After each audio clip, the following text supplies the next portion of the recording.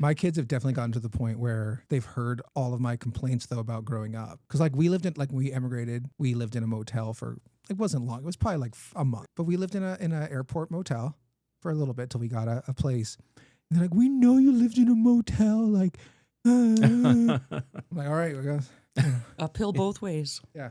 Sorry. Yeah. It's so hard to hear the same thing again. How do you manage?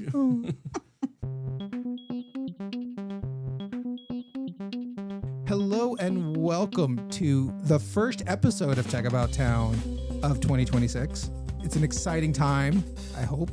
I don't know. Is it an exciting time for 2026? We're going to find out because we have two guests in the studio today. Ruth Casselman, CEO of the Accelerator Center. We have Rick Andrade, Senior Communications Manager at Magnet Forensics. And we're talking about being sad. So that's how we're kicking 2026 off. The reason I'm saying we're going to be sad is coming up is Blue Monday. It is, I want to say, Ruth, is it scientifically proven to be the saddest day of the year?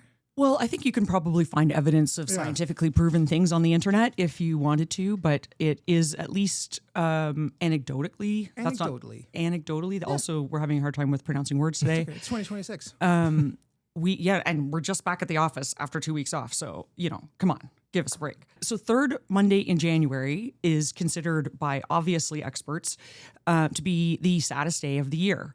And so statistically, it comes around things like, it's cold, it's dark, you just got your credit card bills back from Christmas, you maybe don't have a lot of things to look forward to. You've been looking forward to Christmas and New Year's, and now it's January. And so, it's traditionally or known as the saddest day of the year. So we've decided that that's not a great attempt for a day. And instead, we're going to do Battle of the Bands, Tech Edition, second annual version of it. Yeah, so I love that you've come back again. The first year was very successful. You raised $8,000 for the Canadian Mental Health Association of Waterloo, Wellington. Yes, we did. It actually $8,000 equates to about 100 clients receiving service from our community. So I think that's a pretty good way to start the year. Well, and it was successful too. It was a quick turnaround, right? Because I think when you did the first year's one, so back in 24, when you were planning for 25, it was a pretty quick, it seemed like. Well, overnight successes, of course, sometimes take time to make happen. To me, it looked like an overnight success because you mentioned it, and then I felt like it was like 2 months later, and Maxwell's was pumping. The short, funny version of this story is, so I had been CEO at the Accelerator Center for maybe 6 months at that point when we first started planning for this, and our brand new event planner, shout out to Shreya, she had been on staff for a week. And we told her that we were doing a Battle of the Bands on January 20th last year, January 19th this year.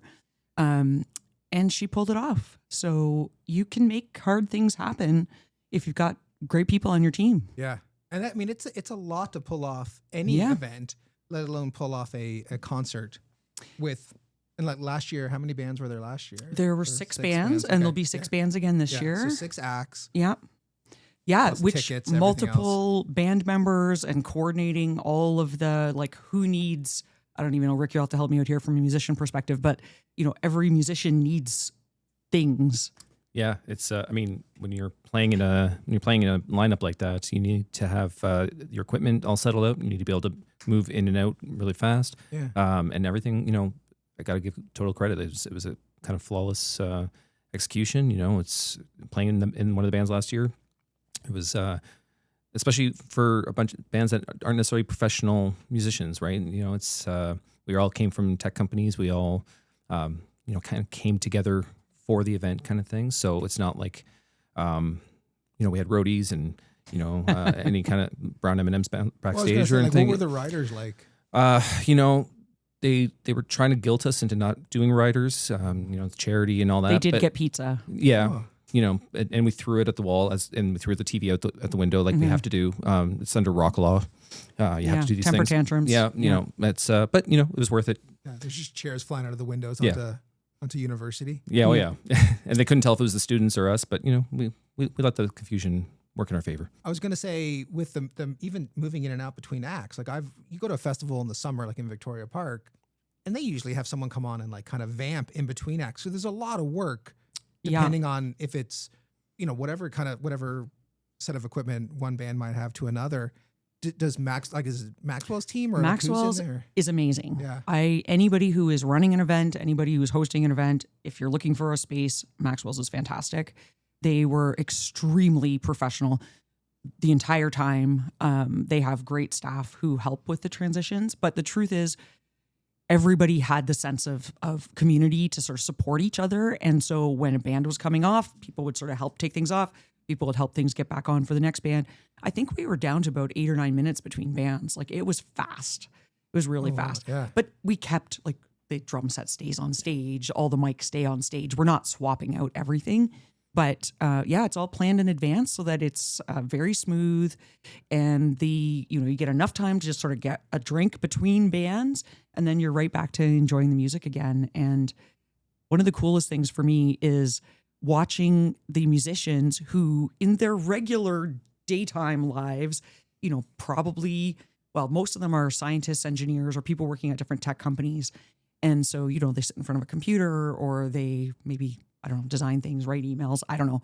But then they're up there and they are rocking, like not fake rocking, super real rocking. And it was so inspiring to see last year and just so fun because you don't get to see that other side of people sometimes, but we did get to. And it was a ton of fun. A really great sense of community amongst even the bands and, all of the audience and everything. So it was a lot of fun. Well, the community thing I can see, because Rick, you're coming back for a second year with your band, the Magneteers. Yes. One of the things I've always noticed as I've worked in tech is so many, like you said, whether they're researchers or scientists or developers or product managers, are musicians at heart and practicing musicians.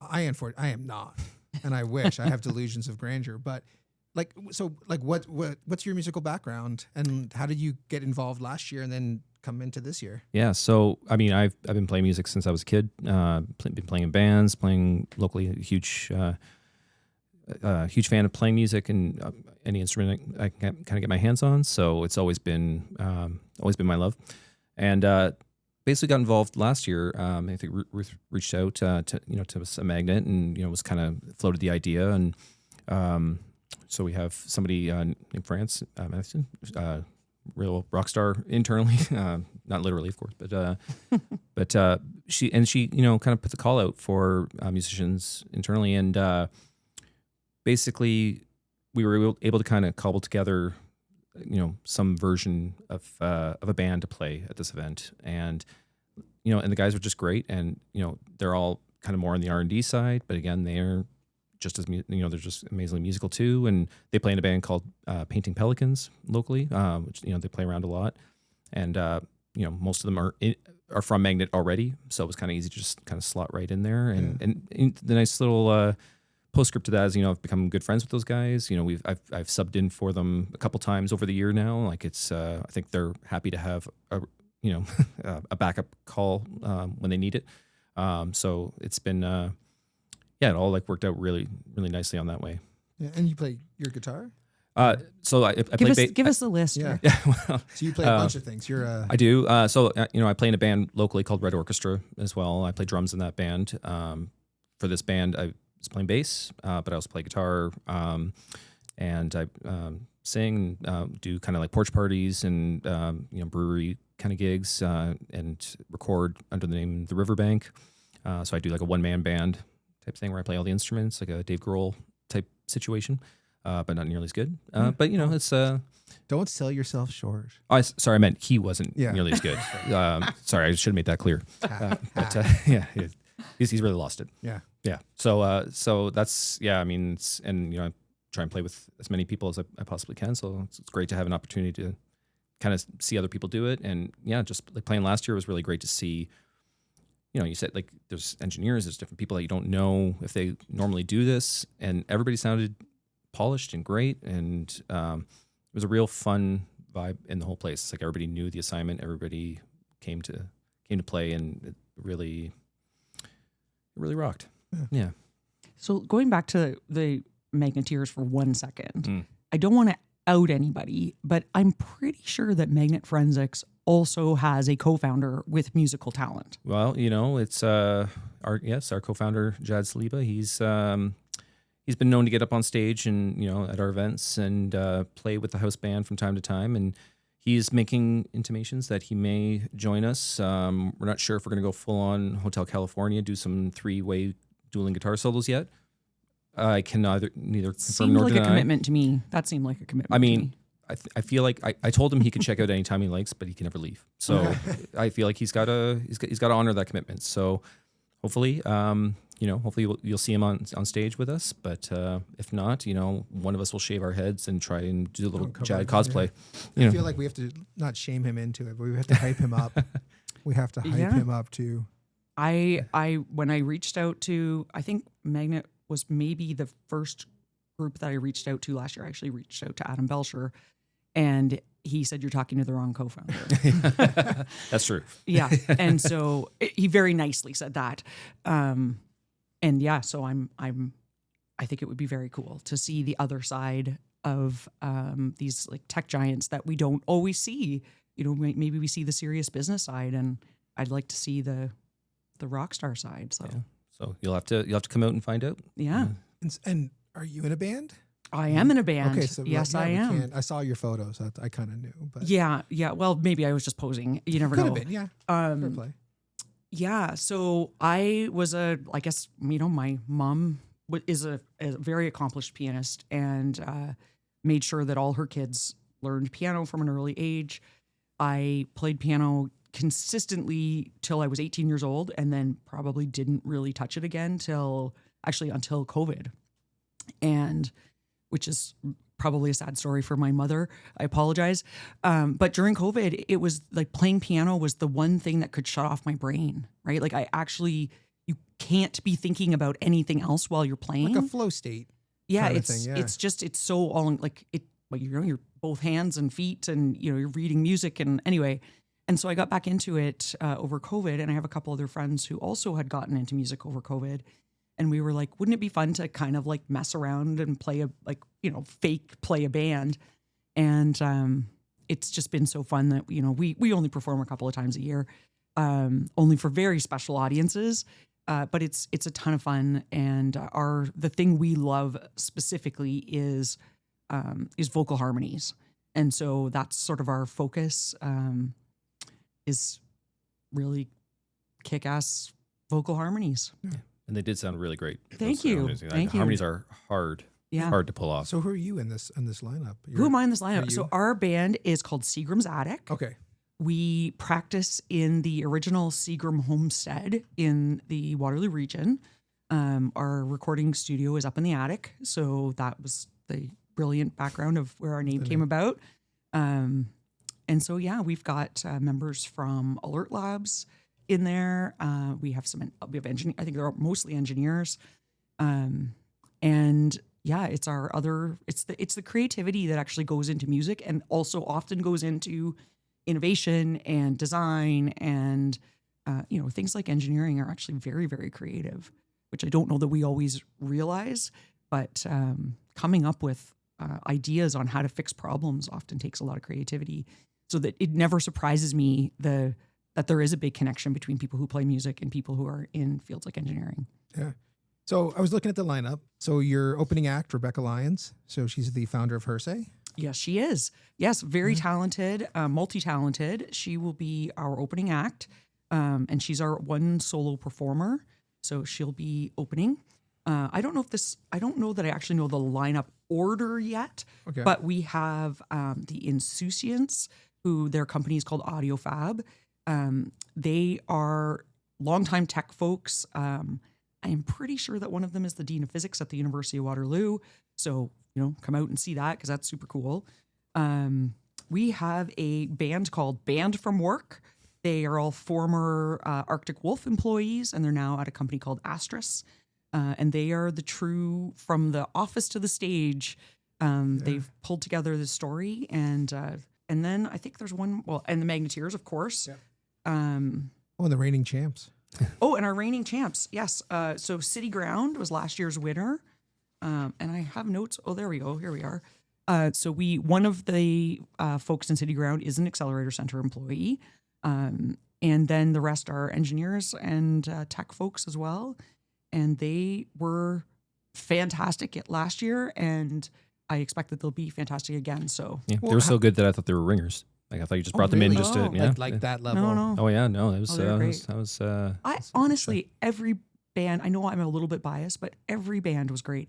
I was blown away by the local talent. Yeah. Like, how do we have such an amazing music scene in the Waterloo region, and I didn't even know all those bands already? Yeah. So how does the judging work? Because that's always a thing. Like, is this like It's- Olympic level where there's like, Yes, definitely Olympic level. Okay. It is an app. The attendees all go on so the it's app. not a judging panel. Nope. Oh, it's okay. it's all it's people's choice. And so The whole thing, people's choice. The whole thing is people's okay. choice. I didn't know if you had like a 2-tier, like a yeah, professional judges. yeah, No, we do not have professional judges. like America's Got Talent. Yeah, that's what it is. And then we like say mean things and stuff Yeah. like that. No, it's all people's choice. There's an app. I don't even think it's an app. I think it's a Google form. So it's very easy to do. You pick your favorite band and we crown them the winner, and they get a fantastic trophy and A record deal. and a A record record deal. deal. That's right. They get to come on this podcast. This is We the could have- recording deal. We could have them on the pod. I'd have to get some more microphones depending on who it is. Yeah. But we can make that happen. Yeah. Yeah. They'll know how to work the mics. Yeah, they it'll got be it. fine. They got it. Yeah. We'll just have like 3 people on Exactly. one Just microphone harmonizing around the one. and go through. Yeah. So as we're leading up, like we're 2 weeks away, so it's Monday, January 19th. At Yes, it is. Maxwell's, tickets are on sale. Everyone should go. Yes, everyone should go. I expect there to be a lineup out the door. Yeah. So get your tickets now. If you can't make it, can you make a donation still? Yes, you can also do that, and I would not discourage that in any way. All of the proceeds of the ticket sales and donations go directly to the Canadian Mental Health Association of Waterloo Wellington. But you will be missing out if you do not come. And I do put this one message out there for anybody who is, say, of a certain age. You'll be home by 10 o'clock. So it's in Waterloo region. It is on University Avenue. It takes you 10 minutes to get anywhere in KW. Oh, for the Gen Alphas. Yes. So they get home Oh, in for- time. Yeah. With ample parking. Yeah. as There's lots of parking. Like, it couldn't be easier to get there, and you don't have a big long drive at the end. So you'll be home by 10. You can have a nice bath or whatever, and then go to work the next day, and have just a great night. And feel a little bit less blue, a little more happy. Yeah, I should share, like, one of the specific reasons, of course, why we're doing this is that 72% of all tech founders report mental health issues, which is almost 3/4. That is a lot.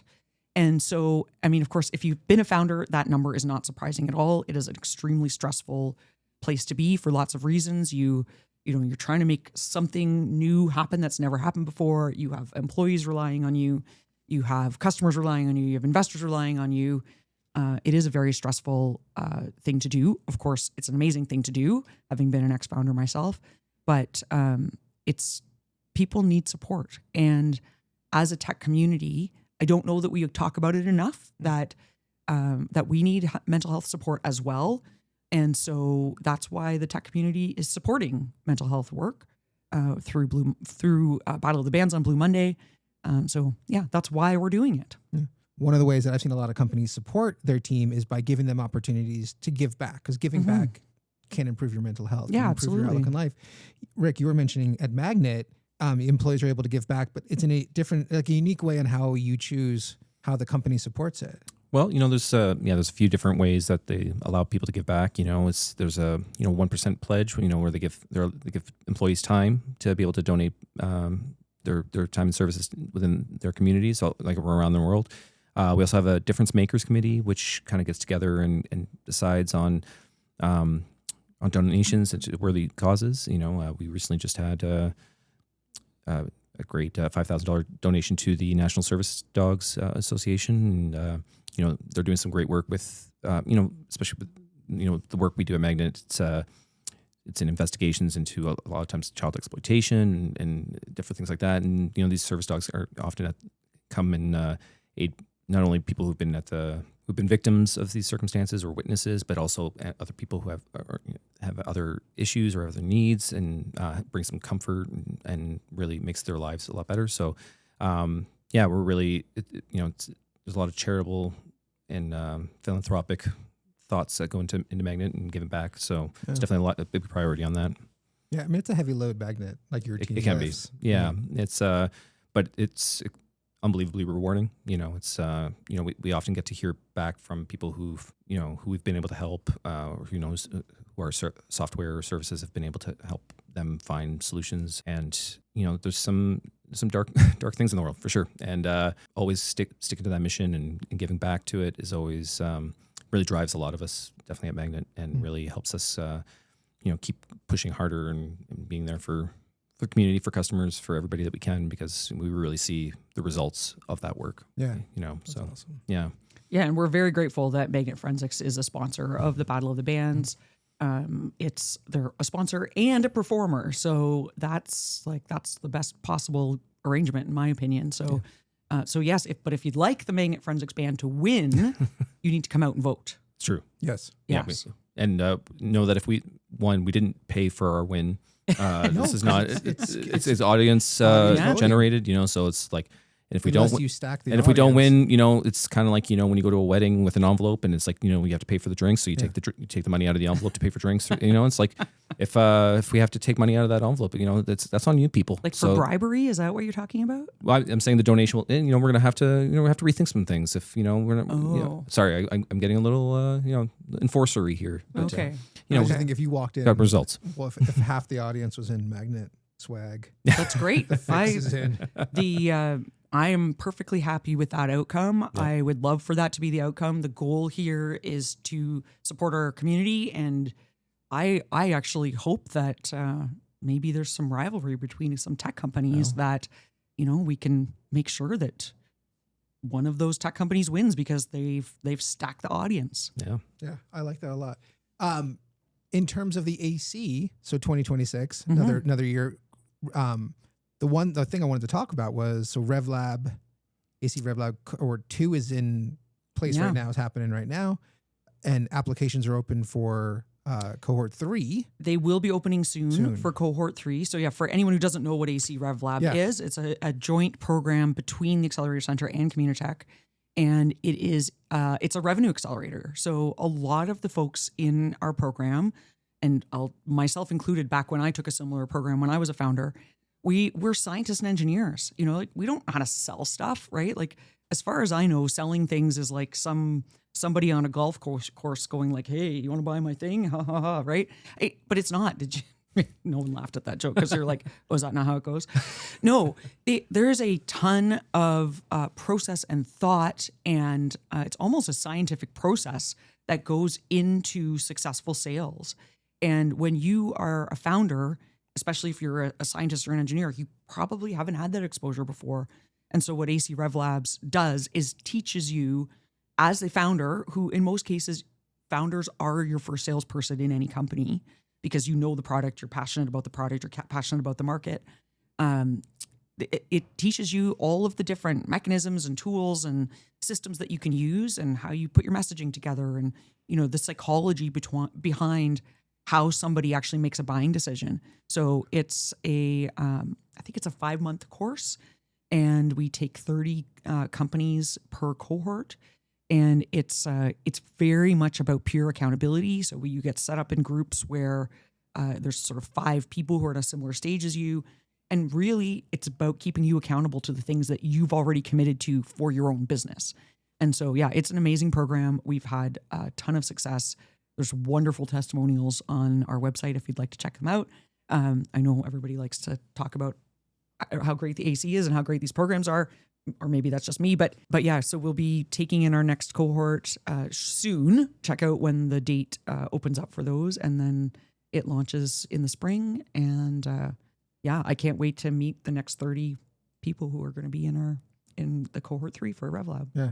Well, listen, thank you so much for coming on today. We really appreciate both of you coming in and helping us celebrate 2026. There's a lot of exciting things happening at Magnet, at the Accelerator Center. Absolutely. At Communitech. So We will have links to the tickets for Battle of the Bands on Monday, January 19th in the show notes.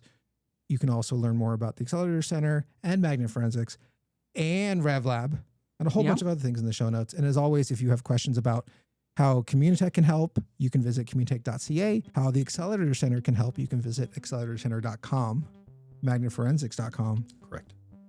Remember, there's just like 3 back in the day. Everything got crazy. Not co.uk. There were only 3 websites? Is that what you mean? There was like 3 like domains. subdomains. It was just like com, edu, and org, remember? I don't know. Yeah, .net. Remember that? Oh, shit. Yeah, I feel like people don't even really remember URLs anymore. They just type it in and hope go. it gets done for them. Are we going to have a conversation about how old we are? Is that what's going to happen here? I tried to explain DNS records to my 11-year-old. Oh, yeah? And it's like, it's like this. Like every site has a number, and then the DNS records. They don't care. She's like, what? I'm like, Yeah, they don't care. just go back to do whatever you're doing. Leaving a mess in the living room. Probably. Yeah. That's it. Well, thank you again. And Happy New Year. Happy New Year. Yeah, Happy New Year to you. Yeah, Happy New Year.